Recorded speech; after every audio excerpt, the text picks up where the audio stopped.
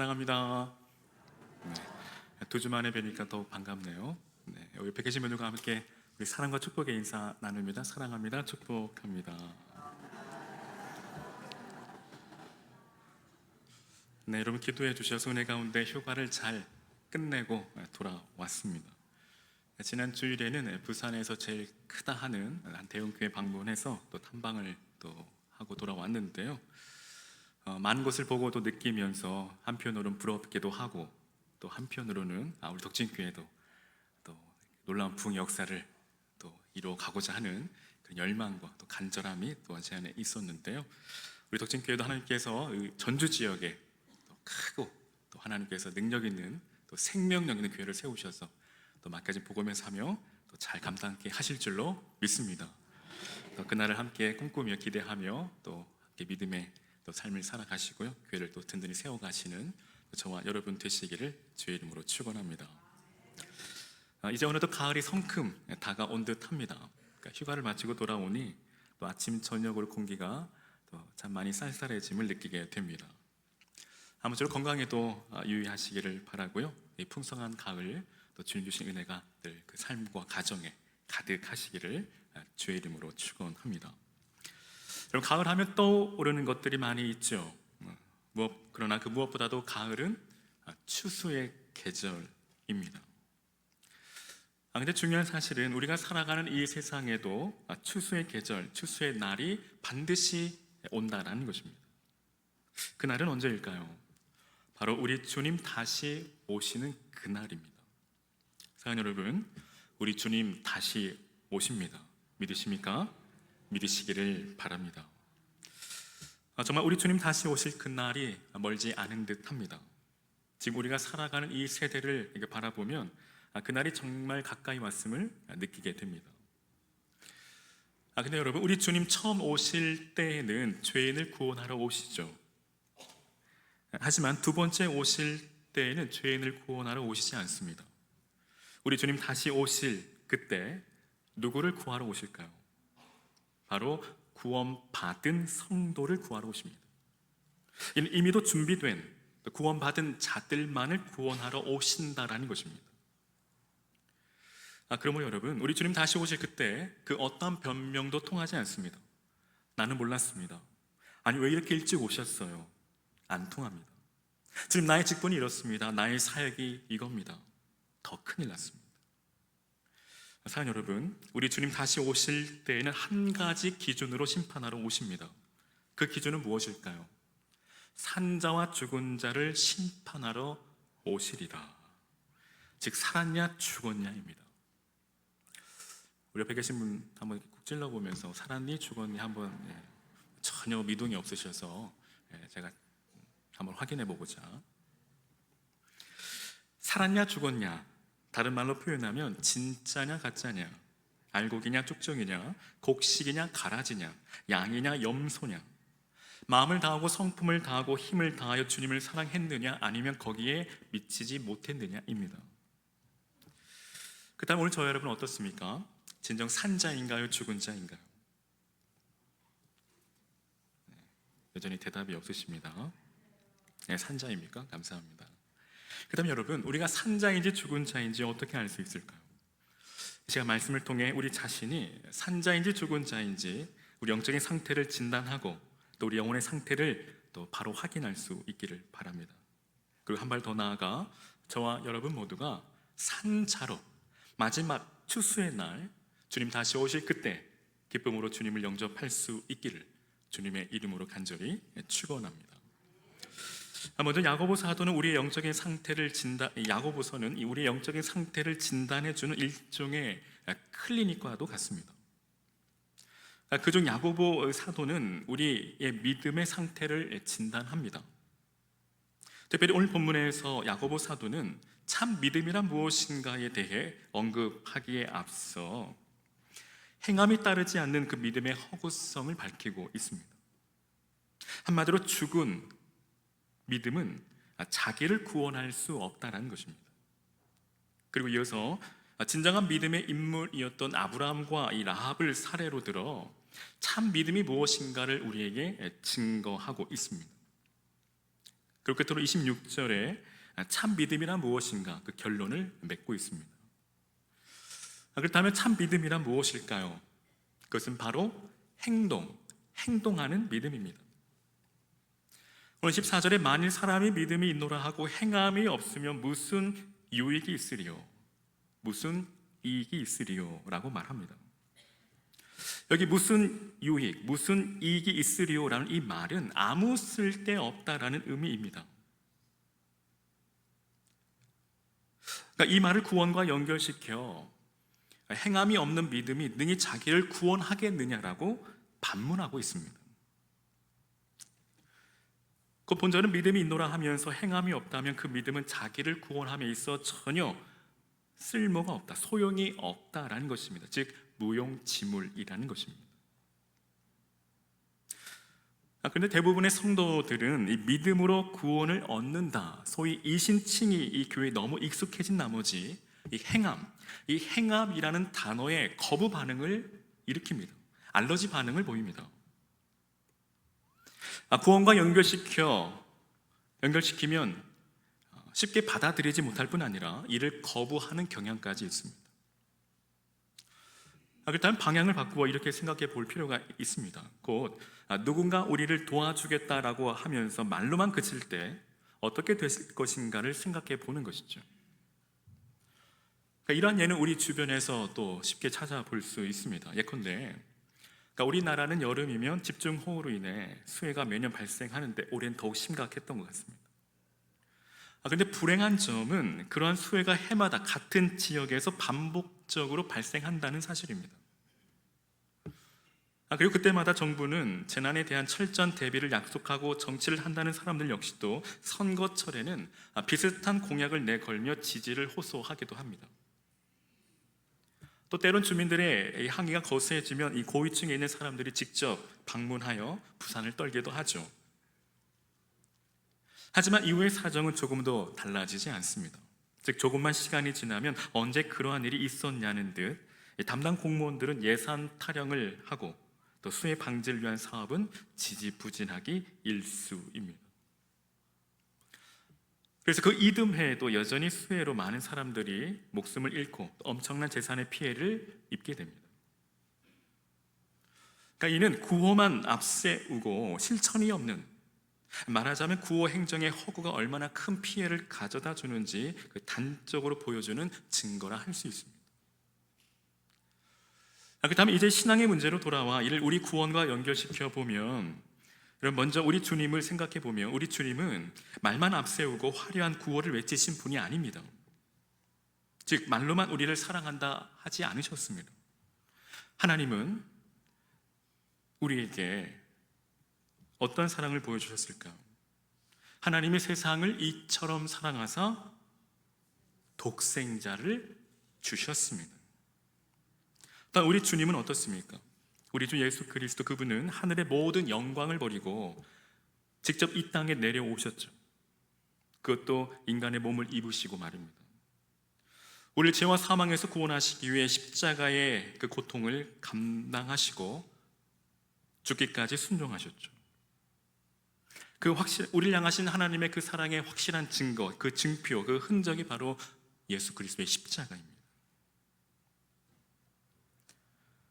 이로 인해 오늘 우리는 주님의 이 행동을 통해, 이 행동하는 믿음을 통해 구원을 얻고 영생의 소망을 갖게 됩니다. 이런 원리는 25절에 언급된 라합의 예에서도 찾아볼 수 있는데, 라합이 자신과 자신의 모든 가족을 살릴 수 있었던 것은 말로만 그친 그녀의 믿음 때문이 아니라 믿음에서 나온 그녀의 적극적인 행동 때문입니다. 그리고 오늘 우리는 말로만 그치는 믿음, 행동이 없는 입술만의 그 신앙 고백이 얼마나 허망하고 쓸모없는 것인가를 다시 한번 깨달아야 합니다. 그래야 우리 주 예수 그리스도와 또 라합의 그 삶처럼 믿음을 행동으로 옮김으로써 자신은 물론이거니와 세상의 모든 영혼들, 많은 사람들을 구원하는 그 행동하는 믿음을 소유하시는 저와 여러분 되시기를 주님의 이름으로 축원합니다. 계속해서 야고보 사도는 오늘 17절에 이와 같이 행함이 없는 믿음은 그 자체가 죽은 것이라고 진단합니다. 곧 영혼 없는 몸이 죽은 것처럼 행함 없는 믿음은 죽은 믿음이라는 것입니다. 그러면 영혼 없는 몸과 영혼이 있는 몸, 또 죽은 믿음과 산 믿음이 서로 무엇이 같고 무엇이 다를까요? 무엇보다 먼저 이들은 겉모양은 같을지 몰라도 그 속 내용은 전혀 다르죠. 사람만 보면 영혼이 빠져나간 이 시체와 또 살아있는 사람은 겉으로 볼 때 똑같습니다. 죽은 시체와 잠자고 있는 사람은 겉으로만 볼 때 구별하기 어렵습니다. 하지만 이 둘 사이에는 하늘과 땅만큼의 엄청난 큰 차이가 있죠. 여러분, 죽은 시체는 바늘로 아무리 찔러도 아무런 반응을 보이지 않습니다. 하지만 살아있는 사람은 조그만의 그 자극에도 쉽게 반응을 보이죠. 왜일까요? 시체에는 생명이 없기 때문입니다. 살아있는 자에게는 생명이 있기 때문이죠. 때문에 만약 어느 성도가 입으로는 믿음과 사랑을 외치고 있다 하면서 또 고통받는 형제와 자매들을 돌아볼 때 보았을 때 전혀 돌아보지도 아니하고 무관심하고 멀리 한다면, 단지 입술로만 동정한다고 한다면 분명 그의 믿음은 처음부터 없었거나 또 가짜라고 해야 옳을 것입니다. 이것이 바로 오늘 본문의 야고보 사도의 말씀입니다. 그러므로 오늘 저와 여러분, 우리는 이러한 말씀 앞에 우리의 믿음이 과연 살아있고 진정한 것인가를 다시 한번 진지하게 진단해 보아야 합니다. 그리하여 죽은 믿음을 붙잡고 오늘 스스로 속고 있지는 않는지 우리 자신에게 되물으며 겸손히 하나님 앞에 엎드려 정말 살아있고 온전한 믿음을 또 회복할 수 있는 저와 여러분 되시기를 주의 이름으로 축원합니다. 즉, 우리의 입술의 고백이 삶으로 나타나야 된다는 것입니다. 우리 입술의 신앙 고백이 삶의 고백으로 증명되어야 한다는 것입니다. 오늘 18절에 너는 믿음이 있고 나는 행함이 있으니 행함이 없는 내 믿음을 내게 보이라. 나는 행함으로 내 믿음을 내게 보이리라고 말합니다. 근데 이는 결코 논쟁을 위한 억지가 아닙니다. 왜냐하면 세상에는 입으로 하나님을 시인하면서도 행위로는 부인하고 부정하는 자들이 너무 많기 때문이죠. 교회 안에서도 마찬가지입니다. 따라서 우리의 믿음은 반드시 구체적인 행위나 삶으로 그 진정성을 증명해 보여야 한다는 것이죠. 우리 주님께서도 마태복음 7장에 입으로만 주여 주여 하는 자가 아니라 그 말씀대로 행하는 자가 천국에 들어갈 것이라고 분명하게 말씀하십니다. 선언하십니다. 경고하십니다. 또 세상 역시 성도들이 서로 사랑하는 그 모습을 실천하고 나타낼 때 비로소 그리스도의 제자임을 인정할 것이라고 말씀하십니다.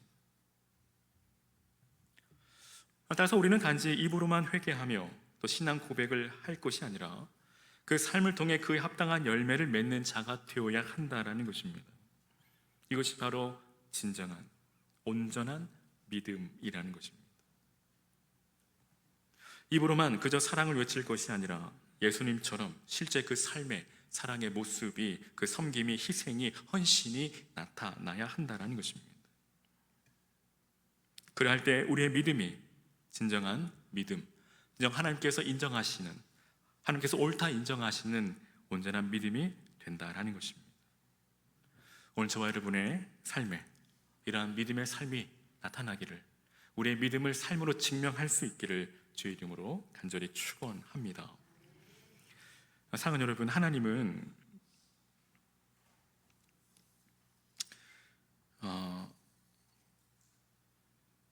믿음과 행함의 그 관계에 대해서 함께 좀 살펴보고자 하는데, 여러분, 믿음과 행함의 관계는 뿌리와 열매의 관계입니다.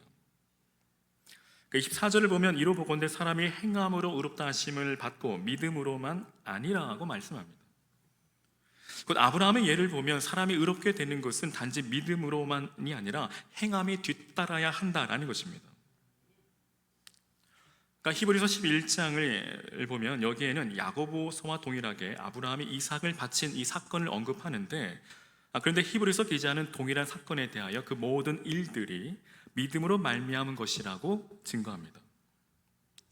곧 이삭을 바친 이 순종도 아브라함이 죽은 이삭을 하나님께서 다시 살리실 것을 믿었기 때문에 가능했다라는 것입니다.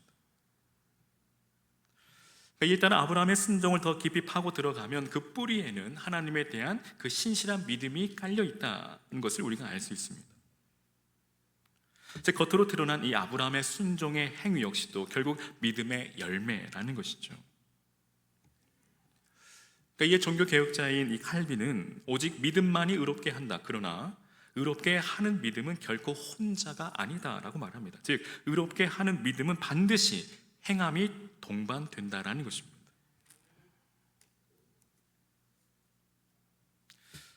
따라서 우리는 말씀을 통해 행위는 믿음 없는 행위가 아니라 믿음은 반드시 열매로 나타나야 한다는 이 사실을 기억하며 우리의 삶을 돌아보아야 합니다. 그리하여 오직 믿음으로 구원받는 것에 대한 그 감사를 잊지 않는 동시에 항상 믿음의 열매를 맺기 위해 몸부림을 쳐야 한다는 것입니다. 힘써야 한다는 것입니다. 바라기는 구원의 그 은혜를 베푸신 그 하나님께 우리가 감사하며 또 그 감사하는 그 마음이 우리 삶의 믿음의 선한 열매로 또 나타날 수 있기를 주의 이름으로 간절히 축원합니다. 근데 여러분, 믿음의 순종은 생사를 건 결단이 따라야 합니다. 오늘 다시 21절로 25절을 보면 이 아브라함과 라합은 믿음과 행위를 통해 하나님으로부터 의롭다 인정을 받게 됩니다. 그들의 믿음과 행위를 좀 더 자세히 들여다보면 실로 생사를 건 믿음의 결단이었음을 우리가 보게 됩니다. 먼저 아브라함을 보면 그는 자신의 믿음을 증명하기 위해 그 아들 이삭을 제물로 바치라는 하나님의 그 말씀을 듣습니다. 그 명령을 듣습니다. 하지만 이삭은 우리가 아는 것처럼 여느 평범한 아들이 아닙니다. 물론 어느 평범한 아들이 있겠습니까마는 특별히 오늘 아브라함에게는 더욱 그렇습니다. 왜냐하면 이삭은 아브라함이 하나님의 약속 하나만을 믿고 고향을 떠난 후 그토록 오랜 세월과 고난의 세월을 거친 끝에 겨우 얻은 약속의 씨이기 때문입니다. 따라서 아브라함에게 있어 이삭은 그의 인생의 전부이고 모든 것이었습니다. 따라서 아브라함이 하나님으로부터 이삭을 바치라는 그 명령을 들었을 때 그는 실로 엄청난 큰 충격이었을 겁니다. 마치 캄캄한 절벽 앞에 서 있는 느낌을 받았을지도 모릅니다.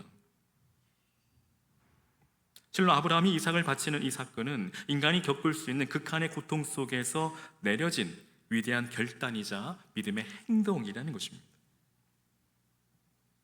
이는 라합의 경우도 마찬가지입니다. 그는 역시 이스라엘 민족이 요단강을 건너오는 것을 보며 죽느냐 사느냐의 결단을 내려야 했습니다. 왜냐하면 만일 자신의 믿음과는 달리 이스라엘 백성이 피하기라도 한다면 자기와 가족은 반역자로 몰려 처참한 죽음을 당할 것이 너무도 불보듯 뻔했기 때문이죠. 그러므로 이러한 생사의 기로에서 더구나 한 여자의 몸으로 적국의 정탐꾼을 숨겨주고 도피시켜 준다라는 것은 웬만한 강심장이 아니고서는 내리기 힘든 결단입니다. 하지만 그럼에도 오늘 라합은 믿음을 따라 행동으로 나아갑니다.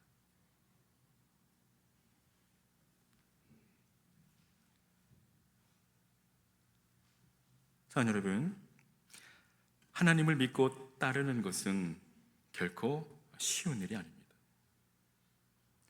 주님께서 오늘 우리에게 말씀하십니다. 누구든지 나를 따라오려거든, 주님은 모든 사람 누구든지 자신을 따라오려거든 주님께로 초청하고 계십니다. 하지만 아무나 주님을 따라갈 수는 없습니다. 누구든지 나를 따라오려거든 자기 십자가를 지라고 말씀하십니다. 즉 주님을 따라가는 그 길은 십자가의 길이요 고난의 길이요 가시밭길이요 순교자의 삶이라는 것입니다.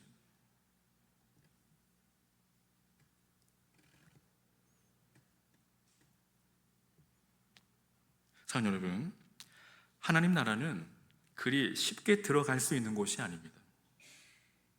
물론 그렇다 오해하지 마십시오. 행위로 천국에 들어간다라는 말이 결코 아닙니다. 십자가를 지고 주님을 끝까지 따르는 믿음이 있어야 한다는 것입니다. 십자가를 중간에 포기하면 천국에 갈 수 없습니다. 근데 여러분, 십자가는 우리 입으로 지는 것이 아닙니다. 십자가는 등으로 지는 것이죠. 즉 우리의 몸과 우리의 삶으로 십자가를 지는 것입니다.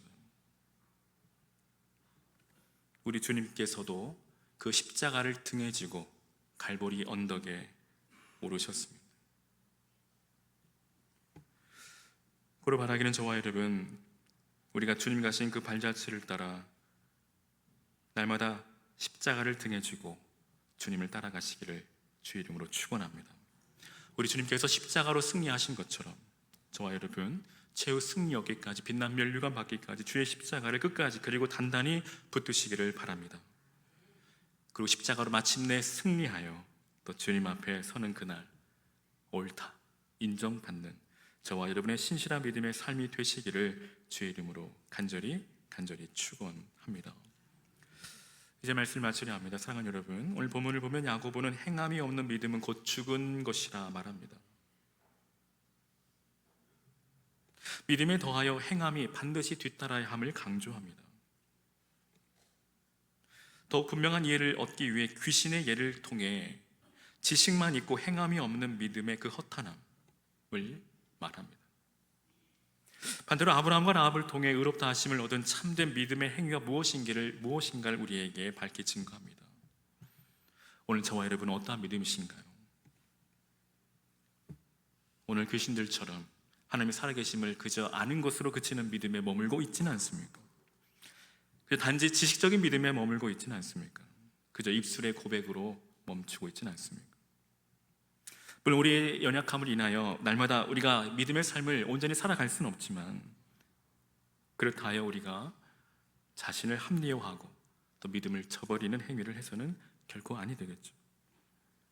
날마다 그 연약함을 우리가 토로하며 합리화한다면 여전히 우리는 그 상태에 머물고 말 것입니다.